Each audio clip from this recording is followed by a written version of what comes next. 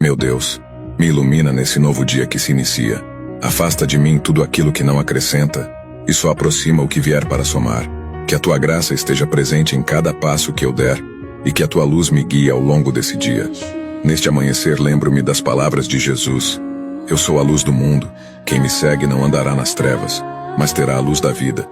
Hoje, Senhor, eu escolho seguir a tua luz, sabendo que ela me conduzirá pelo caminho da verdade, do amor e da compaixão.